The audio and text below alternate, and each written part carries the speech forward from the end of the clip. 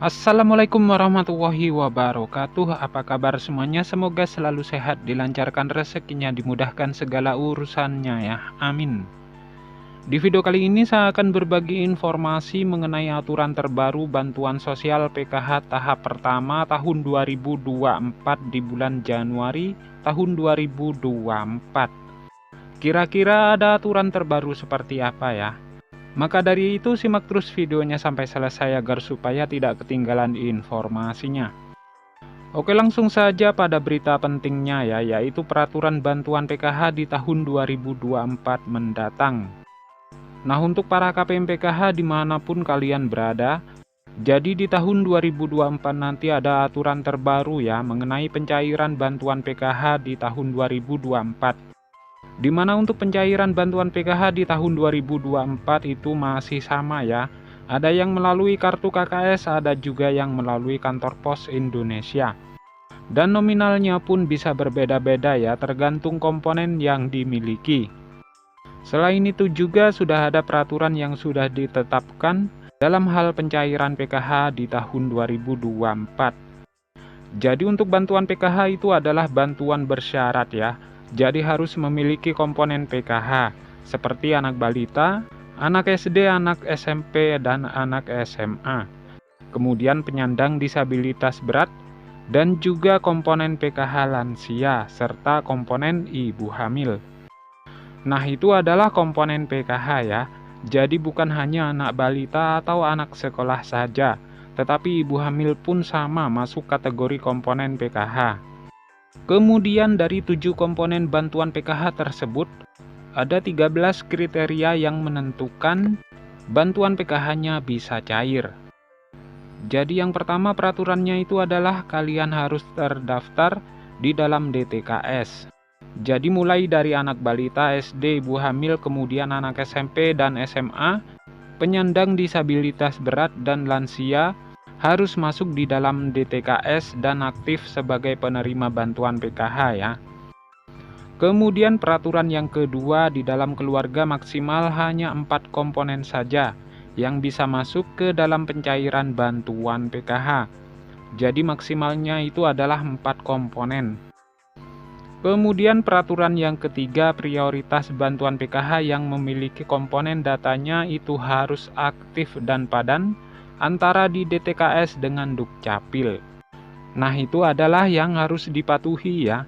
Karena bansos itu datanya harus padan dan valid. Jadi tidak boleh ada perbedaan.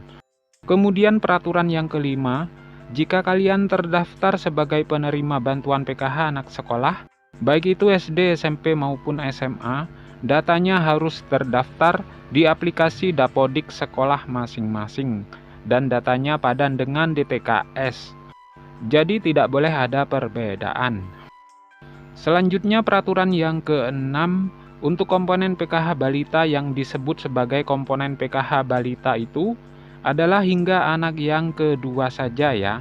Apabila ada balita ketiga ataupun balita keempat dan seterusnya, maka sudah tidak dapat dibilang penerima PKH lagi ya, karena cukup dibatasi sampai balita kedua saja. Selanjutnya untuk komponen anak balita umurnya itu adalah umur 0 sampai dengan 6 tahun. Jadi jika sudah lewat 6 tahun itu bukan kategori anak balita lagi ya, tetapi sudah masuk ke jenjang anak sekolah SD. Selanjutnya peraturan yang ke-8 yang dianggap komponen disabilitas itu hingga 4 orang saja ya. Jadi maksimalnya itu ada 4 orang ya yang bisa menerima bantuan PKH disabilitas dalam satu keluarga. Kemudian selanjutnya, untuk komponen lansia, peraturannya adalah yang dibilang komponen PKH lansia sama ya, seperti penyandang disabilitas, yaitu maksimal 4 orang saja yang masuk dalam pencairan PKH. Jadi dalam satu keluarga maksimal 4 orang ya, untuk penyandang disabilitas dan komponen lansia.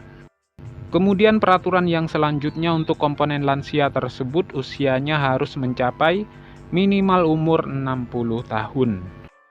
Kemudian yang selanjutnya untuk komponen cucu itu juga bisa masuk ke dalam pencairan bantuan PKH asalkan lolos sebagai penerima dan memenuhi persyaratan. Kemudian peraturan yang selanjutnya untuk komponen ibu hamil. Nah, yang dianggap atau dibilang komponen ibu hamil adalah hanya sampai kehamilan yang kedua saja. Jadi apabila hamil yang ketiga kali atau keempat kalinya, itu sudah tidak bisa dapat bantuan PKH.